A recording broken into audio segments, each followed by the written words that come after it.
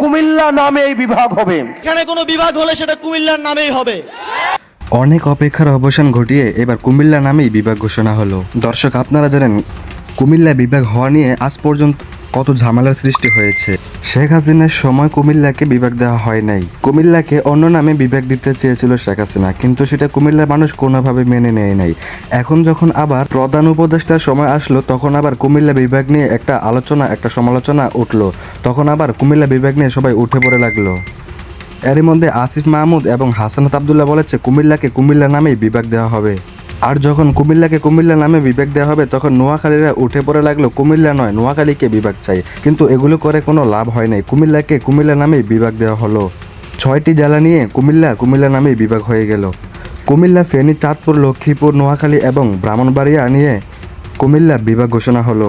দর্শক, কুমিল্লা বিভাগ হয়েছে, এটা শুনে কারা কারা খুশি হয়েছেন অবশ্যই কমেন্ট করে জানিয়ে যাবেন। আর কারা কারা কুমিল্লার মানুষ আছেন এই ভিডিওতে অবশ্যই আপনারা কমেন্ট করে জানিয়ে যাবেন কুমিল্লা বিভাগ হতে আপনার অনুভূতি কেমন।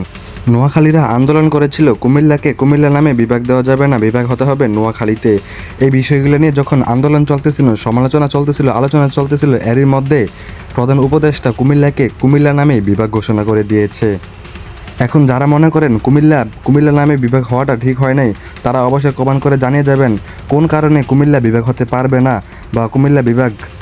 আর যারা মনে করেন কুমিল্লা বিভাগ হতে ঠিক হয়েছে, তারাও অবশ্যই একটি কমেন্ট করে জানিয়ে যাবেন। দর্শক, আপনাদের কাছে জানতে চাই কুমিল্লা নামে বিভাগ হয়েছে, কুমিল্লার কি সে যোগ্যতা আছে বিভাগ হওয়ার মতো, নাকি কুমিল্লার সে যোগ্যতা নেই বিভাগ হওয়ার মতো? অবশ্যই আপনারা কমেন্ট করে জানিয়ে যাবেন।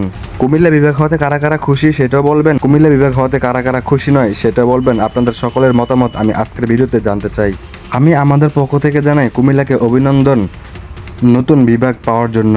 আজকের ভিডিও এতটুকু পর্যন্ত। ভালো লাগলে ভিডিওতে একটা লাইক দিবেন এবং চ্যানেলটি সাবস্ক্রাইব করে দিবেন।